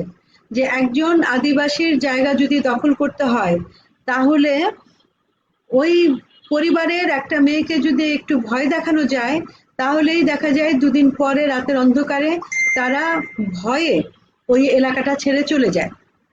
তো এই ভূমি দখলেরও একটা উৎসব কিন্তু এখানে আছে, বিশেষ করে প্রান্তিক মানুষের ভূমি। আমরা একটা আমাদের আদিবাসী বিষয়ক সংসদীয় ককাস, আদিবাসী ও সংখ্যালঘু বিষয়ক সংসদীয় ককাস, আমরা একটা কাজ করি, সেটা হচ্ছে র্যাপিড রেসপন্স। আরডিসির পক্ষ থেকে এই কাজটা করা হয়, র্যাপিড রেসপন্স। মানে যখন যে এলাকায় ভূমি সমস্যাটা হয়, যেমন খাসিয়া পানপুঞ্জিতে সমস্যা হয়, বা বিভিন্ন বাংলাদেশের যেখানে আদিবাসীরা আছেন সেখানেই ভূমির সমস্যা আছে, সেখানে ভূমি সমস্যা খুব প্রকট। তো তখন আমাদের এই আদিবাসী বিষয়ক সংসদীয় ককাসের যে নেতৃবৃন্দ, সংখ্যালঘু এবং আদিবাসী ও সংখ্যালঘু বিষয়ক সংসদীয় ককাসের নেতৃবৃন্দ সেখানে যান। সে এলাকায় যে তাদের যে, আসলে আপনারা তো জানেন আদিবাসীদের তো লিখিত দলিল নেই, মানে কাগজের সংস্কৃতি তো তাদের ভিতরে নেই। তারা হচ্ছে সেই জায়গাটা তাদের চিরায়ত জায়গা, সেখানে তারা থাকেন, সেখানে তারা চাষবাস করেন। এবং এই ভূমি নিয়ে যে কত বড় বড় ঘটনা ঘটেছে আমাদের এই দেশে, এই সবচেয়ে বড় বড় ঘটনাগুলো হচ্ছে আদিবাসীদের ভূমি নিয়ে। তো আমরা গভর্নমেন্টকে একটা বলেছি যে আমাদের যে সমতলের যে আদিবাসীরা আছেন, আমাদের তো পাহাড় এবং সমতল এবং উপকূলে আছেন আদিবাসীরা। তো পাহাড়ে একটা ভূমি কমিশন আছে পার্বত্য চট্টগ্রাম চুক্তির মধ্যে দিয়ে, সেই কমিশনটা কিন্তু সেই কমিশনটা কার্যকর নয়। পাহাড়ের যে ভূমি কমিশনটা সেটা খুব একটা কার্যকর নয়। তো আমরা ওখানে পাহাড়ের মানুষ, এই কারণে পাহাড়ের যে যে মানুষ হোটেল করছে, লিজ নিয়ে বিভিন্ন আদিবাসীদের জায়গা দখল করছে, তো ওইটাও কার্যকর নয়। তো ওইটা নিয়ে আমরা আন্দোলন করছি যে ভূমি কমিশনটাকে কার্যকর করতে হবে। আর সমতলের আদিবাসীদের জন্য একটা ভূমি কমিশন করার জন্য আমরা parliamentary caucus on indigenous people's and minority, এই কাজটি করার জন্য আমরা পলিসি লেভেলে অ্যাডভোকেসির কাজ করছি, যে সমতলের আদিবাসীদের ভূমি রক্ষার জন্য একটা ভূমি কমিশন করার জন্য আমরা একটা অ্যাডভোকেসির কাজ করছি। এটা অনেক বছর ধরে অ্যাডভোকেসির কাজ চলছে এবং এখানে আদিবাসী সংগঠকরা আছেন বিভিন্ন ডিস্ট্রিক্টের। আমাদের এখানে যেমন বাংলাদেশ আদিবাসী ফোরাম, সে ফোরামের সঞ্জীব রং সাধারণ সম্পাদক, রবীন্দ্রনাথ সরেন জাতীয় আদিবাসী পরিষদ, এখানে অনেক মানে বড় বড় আমব্রেলা আছে যারা আদিবাসী এবং নাগরিক সমাজে তারা অনেক জোরালো ভূমিকা রাখছেন। তো এই তাদের সাথে যুক্ত হয়ে কিন্তু এই আদিবাসী ও সংখ্যালঘু বিষয়ক সংসদীয় ককাস কিন্তু এই কমিশনটা করার জন্য চেষ্টা করছেন। এবং research and development collective RDC এটার সেক্রেটারিয়েট হিসাবে কাজ করে। এবং আমরা তো বলছি যে এটা নিয়ে আমরা গবেষণা করছি এবং পলিসি লেভেলে অ্যাডভোকেসির কাজ করছি। আরেকটা বিষয় হলো আদিবাসী যেরকম ধারা আছে, গান, নাটক, নাচ এবং উৎসবও, বিভিন্ন ধর্মীয় উৎসব, সেইগুলোর সাথে আরডিসির কোনো গবেষণা এরকম মানে হয়েছে কি তোমরা? হ্যাঁ, আমরা আদিবাসী উৎসব গুলো নিয়ে কি আমরা পুরো আদিবাসী জীবনের সাথেই তো সংস্কৃতি, এই বিষয়গুলো নিয়ে আমরা কাজ করেছি। আমাদের বাংলাদেশ এশিয়াটিক সোসাইটি, যেটা আমাদের বাংলাদেশ এশিয়াটিক সোসাইটি থেকে একটা গবেষণামূলক গ্রন্থ আদিবাসী জনগোষ্ঠী, এটা বের হয়েছিল 2006-এ। এটা আরডিসির করা এবং 3 খণ্ডে বাংলাদেশের আদিবাসী এই বিষয়টা নিয়েও গবেষণা হয়েছে। বাংলাদেশের সকল আদিবাসীদের জীবন সংস্কৃতি নিয়ে এটা হয়েছে। এবং বাংলাদেশের যে আমাদের বাংলা একাডেমিতেও 4 খণ্ডে একটা গবেষণার কাজ হয়েছে, বাংলা এবং বাঙালি বলে। সেখানেও কিন্তু যে আদিবাসীদের পার্টটা, বাংলাদেশ আদিবাসী নারী, আদিবাসী ভূমিকা, মুক্তিযুদ্ধে আদিবাসীর ভূমিকা, এই বিষয়গুলো নিয়ে আরডিসি কিন্তু ওখানে মানে গবেষণার কাজটা করেছে। এবং গবেষণামূলক প্রত্যেকটা গ্রন্থেই আরডিসির আদিবাসীদের নিয়ে গবেষণামূলক প্রবন্ধ বের হয়েছে প্রত্যেকটা গ্রন্থে। আমরা বাংলাদেশ শিল্পকলা academy, Asiatic society, Bangladesh Bangla academy, এই এই প্রতিষ্ঠানগুলোর সাথে আরডিসির গবেষণামূলক কাজের অনেক গ্রন্থ প্রকাশিত হয়েছে।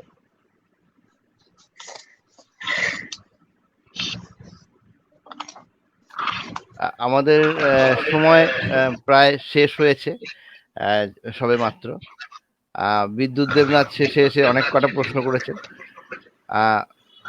সুমননাথ একটু ব্যস্ত হয়ে গেছে হয়তো পারিবারিক কাজে, বাচ্চাটা একদম শিশু এবং সে বারে বারে পাশে চলে আসছে, আবার এসে গেছে আর কি। হ্যাঁ, সুমন যদি কিছু বলে। অরূপ শঙ্কর মৈত্র, অরূপ দা আপনি কি কিছু বলবেন? আপাকে কোনো প্রশ্ন করবেন বা কোনো বিষয় নিয়ে একটু কথা বলবেন? আমার একটাই সমস্যা হয়েছে, এখানে পাশের বাড়িতে একটা কাজ হচ্ছে, প্রচন্ড শব্দ হচ্ছে ওখানটায়, ওই মানে জানলা দরজার কোনো কাজ হচ্ছে, ফলে আমাকে বেশিরভাগ সময় মিউট করে রাখতে হচ্ছে। না, আমি শুনলাম, আমার খুব ভালো লাগলো, সেই বাংলাদেশের বিভিন্ন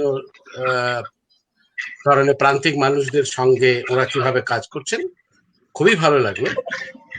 তো একটাই মানে প্রশ্ন করা দরকার নেই, কিন্তু তবু বলতে পারি যে আদিবাসী ওখানে প্রচুর রয়েছেন, সাঁওতাল কিংবা রাখাইন ইত্যাদি ইত্যাদি নানা রকম, কিন্তু দলিত এবং হরিজন বলতে কাদের বোঝানো হচ্ছে সেটা এখানে যাদেরকে বোঝানো হয় ঠিক একই রকম ভাবেই কি ওখানে বোঝানো হচ্ছে। এখানে দলিত বলতে সাধারণত শিডিউল কাস্টদের বোঝানো হয় এখানে বাংলায়, এবার বাংলায়।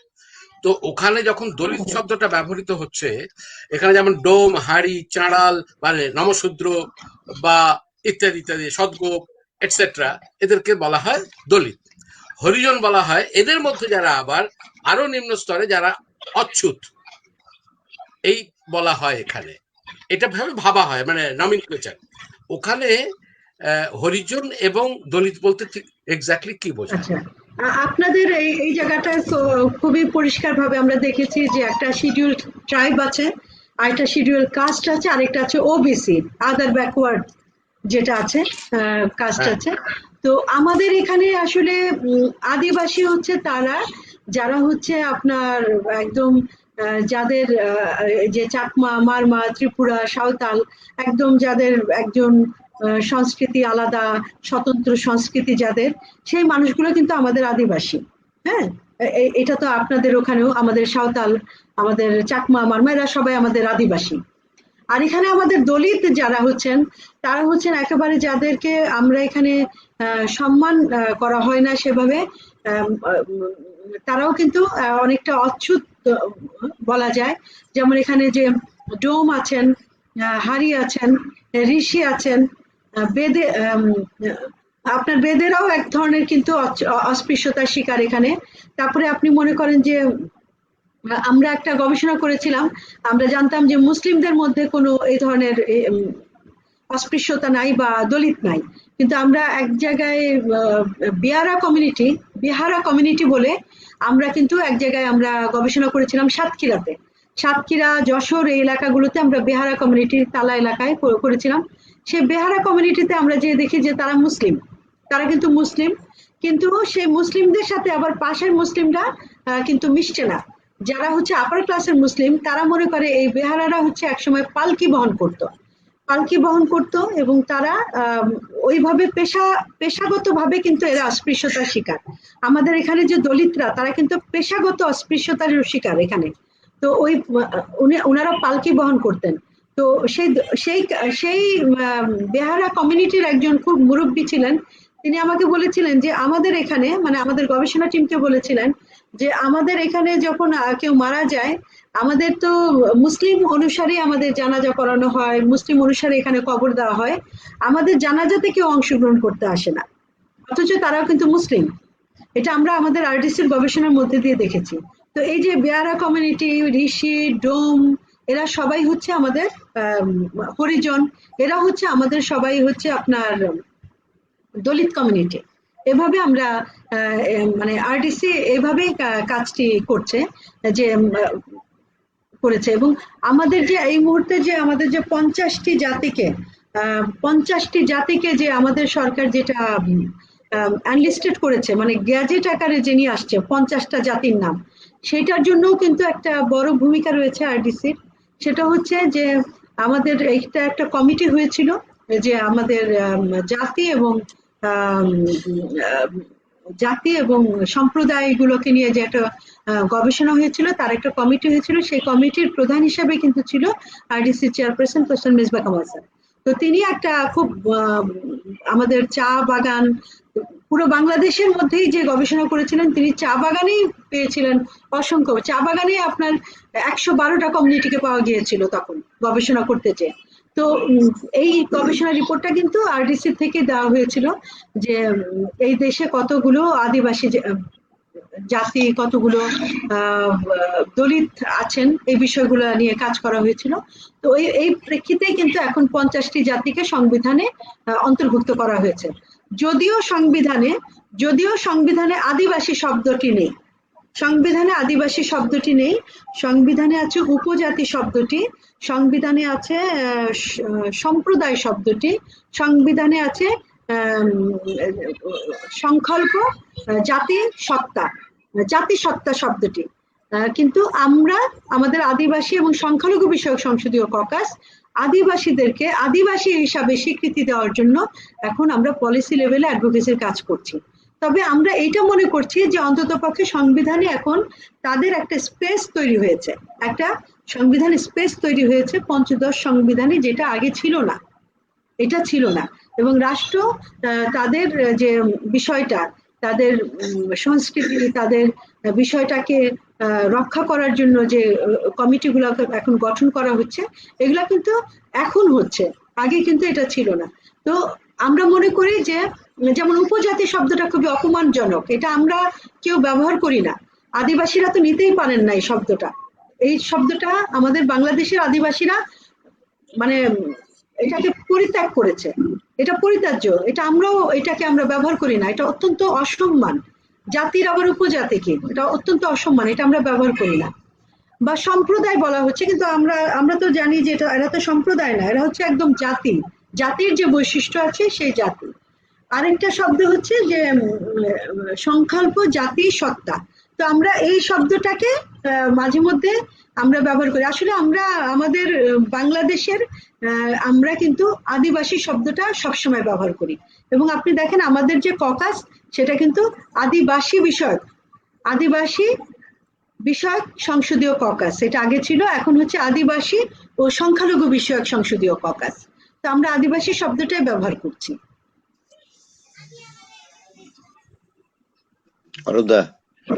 খুব ভালো বললেন উনি। আমি তো অত ভালো বুঝতে পারবো না বাংলাদেশে এখনকার পরিস্থিতি, আমার পক্ষে তো সেভাবে বোঝা সম্ভব নয়। শুধু যেটা ওনার কাছ থেকে শুনে বুঝলাম যে যাদের মানে ইংরেজিতে যদি আমি ট্রাইব শব্দটা ব্যবহার করি, সেই অর্থে উনি আদিবাসী কথাটা ব্যবহার করছেন। ইংরেজিতে আমরা যেটাকে ট্রাইব বলি, মানে হ্যাঁ, ট্রাইবটাকে আমরা যে বলি যে পাহাড়ি, কিন্তু ট্রাইব আমরা কিন্তু ইন্ডিজেনাস যে শব্দটা, যে আদি, সেইখান থেকে কিন্তু আমরা এই শব্দটা ব্যবহার করছি, ইন্ডিজেনাস। আদি শব্দটা ব্যবহার করলে যেটা সমস্যা হয়ে যায়, বাকিরা তাহলে অনাদি হয়ে যায় আর কি। মানে এটা একটা সমস্যা, এটা আমি অন্য অর্থে বলছি যে ওখানে ডেফিনেটলি যে সমস্ত পাহাড়ি অঞ্চলগুলো রয়েছে, বা ধরা যাক পাহাড়ি অঞ্চল নয়, সেখানেও যে সমস্ত কৌম গোষ্ঠীরা রয়েছে, কৌম শব্দটাই ব্যবহার করলাম, যাদেরকে আদিবাসী বলা হচ্ছে, তার বাইরে যারা, তারা কি এখানকার আদি বাসিন্দা নয়?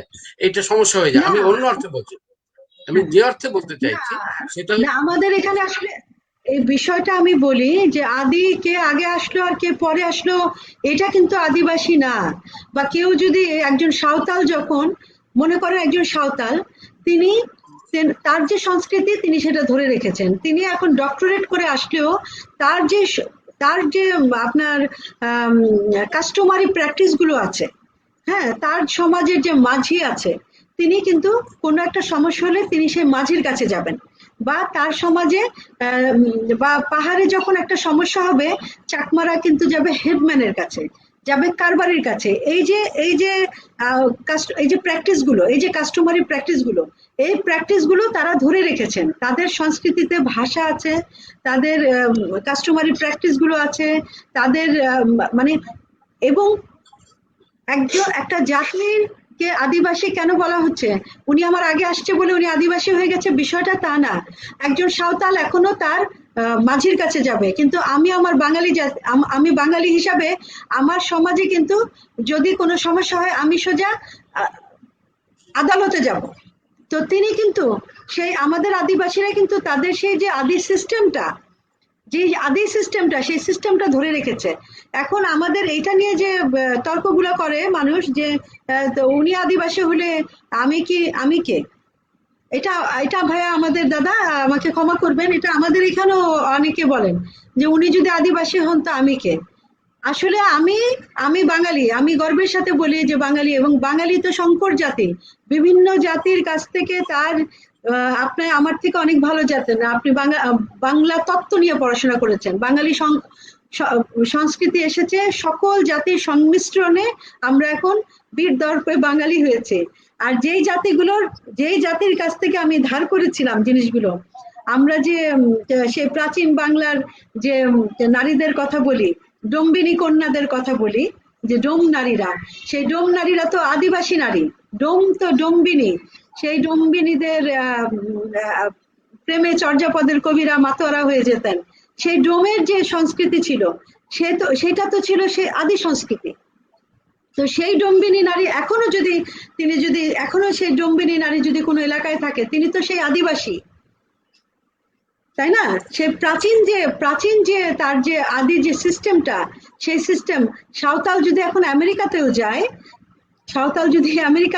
আর চাকমা যদি লন্ডনেও যায় বা জার্মানিতেও যায়, তিনি তো তার সেই আদি যে সিস্টেম, আদি যে কালচার, সেই কালচারটাকেই তো বহন করছেন। তো আমরা সেই কালচারের জায়গাটা দেখি আদি হিসাবে, যে তিনি তার ওই সিস্টেমটার মধ্যে আছেন। এইভাবে আমরা দাদা বলি যে ওনারা আদিবাসী এবং আমরা হচ্ছে সংকর জাতি, আমরা বাঙালি জাতি। তবে আমরা চেষ্টা করছি দাদা, আমি যখন আরডিসি তে এই বিষয়টা নিয়ে আমাদের সমাজে আমাদের অনেক আদিবাসী বান্ধব মানুষ আছেন, আমাদের আমাদের সংসদে অনেক পার্লামেন্ট মেম্বার আছেন, অনেক মিনিস্টার আছেন, যারা এই আদিবাসী বিষয়টিকে নিয়ে আসলে এখন অনেক স্বচ্ছ ধারণা পোষণ করেন, এবং পলিসি লেভেলে তারা নিজেরাও বলেন যে হ্যাঁ ওনারা আদিবাসী, এবং ওনাদের যে রাইটস গুলো আছে, তাদের যে পড়াশোনা, তাদের ভূমির অধিকার, তাদের সন্তানদের শিক্ষার অধিকার, নারীর যে অধিকার, এই অধিকারগুলো এই মানুষগুলোর জন্য দরকার। আসলে একটা দেশকে তো একটা বাগানের সাথে তুলনা করা হয়, তো সেই বাগানে গোলাপ ফুটবে, রজনীগন্ধা, হাসনা হেনা, আবার অনেক ফুল আছে যার গন্ধও নাই কিন্তু দেখতেই সুন্দর। তো সব বাগানের যত্নটাই যখন হবে, তখনই তো সেটা একটা পরিপূর্ণ বাগান হবে। তো আমাদের যে রাষ্ট্র কতটা উন্নয়ন করলো, কতটা মানবিক হলো, সেটা কিন্তু মানুষের উন্নয়ন দিয়ে বুঝতে পারবো যে রাষ্ট্র কতটা মানবিক। রাষ্ট্র যদি এখন রাস্তাঘাট করে আর ফ্লাইওভার নির্মাণ করে, ওইটা দিয়ে তো আমি রাষ্ট্রের মানবিক চরিত্রটা ধরতে পারবো না। তো এখন যে উন্নয়নের কথা বলা হয়, সেটা তো আর সেই উন্নয়ন হচ্ছে মানবিক উন্নয়ন করো, মানুষের মর্যাদা প্রতিষ্ঠা করো, মানুষের যে আমাদের যে অসাম্প্রদায়িক যে ভাবনা, আমাদের যে সৃজনশীল যে চিন্তা চেতনা, সেই জায়গাটার থেকে মানুষের মর্যাদা এবং অধিকার প্রতিষ্ঠার মধ্যে দিয়ে সেটা সম্ভব। এই কাজটি research and development collective RDC করার চেষ্টা করছে, এবং আরডিসির পক্ষ থেকে আমরা সবাই করছি এই কাজটি। খুব ভালো, অত্যন্ত সমৃদ্ধ হলাম আমরা সকলেই, অত্যন্ত সমৃদ্ধ হলাম। মানে আমি আন্তরিকভাবে নিজেও খুব সমৃদ্ধ হলাম। আমি তো ব্যক্তিগতভাবে বিদ্যুৎ দাকে চিনি, উনি অনেক বড় একজন অ্যাক্টিভিস্ট, এবং আজকে পরিচয় হলো আমাদের অরূপদার সাথে, অরূপ শঙ্করদার সাথে, অভিজিৎ দার সাথে এবং সুমন দা। আমি জানি আপনাদের কত পড়াশোনা, এবং আমি সবসময় এটা গর্বের সাথে বলি, আমরা তো অনেকেই জানতামও না। আমরা পড়াশোনা কম করি, কাজ করি বেশি, মানে মাঠে আমরা একদম আসলে আরডিসির যে জায়গাটা, সেটা হচ্ছে একদম মাঠের যে বাস্তবতা, মাঠের কাজ করে এবং একদম হাই লেভেল পলিসি ডায়লগ করে। আমরা এটা সবচেয়ে জরুরি দিদি, এটা যত বেশি হবে এবং হাই লেভেল পলিসিতে লোকজন এটাকে যত নিতে পারবে, যত বেশি অ্যাকসেপ্ট করবে, তত দেশ চড়চড় করে এগোবে।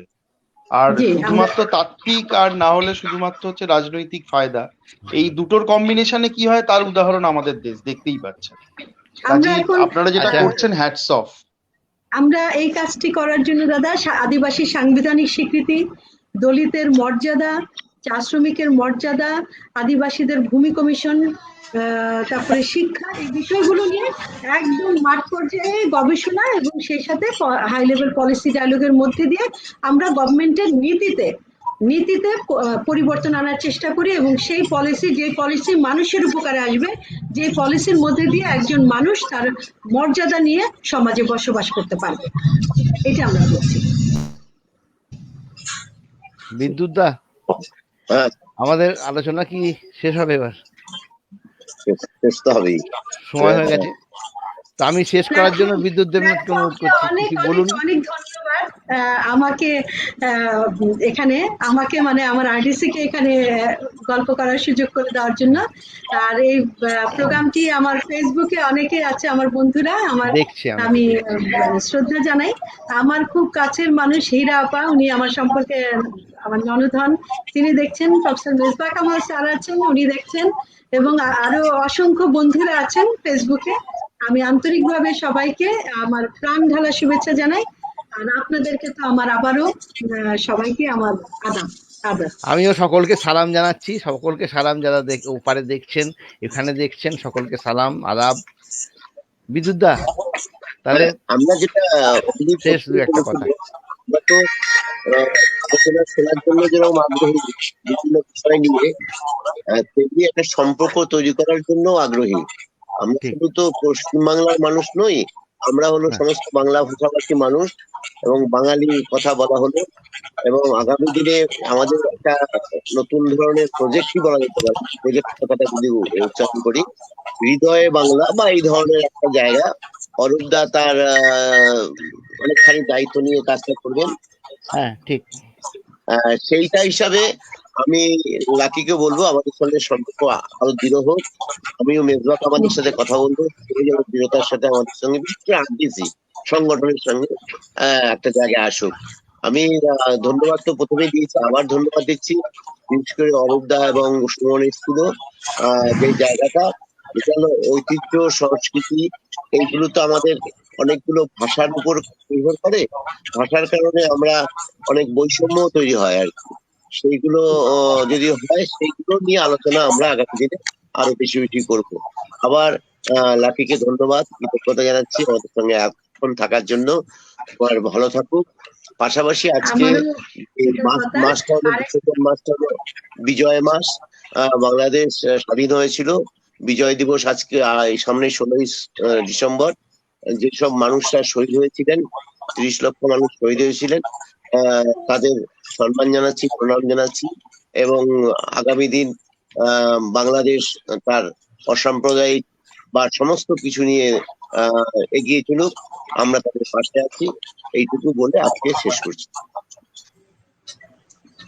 অনেক ধন্যবাদ।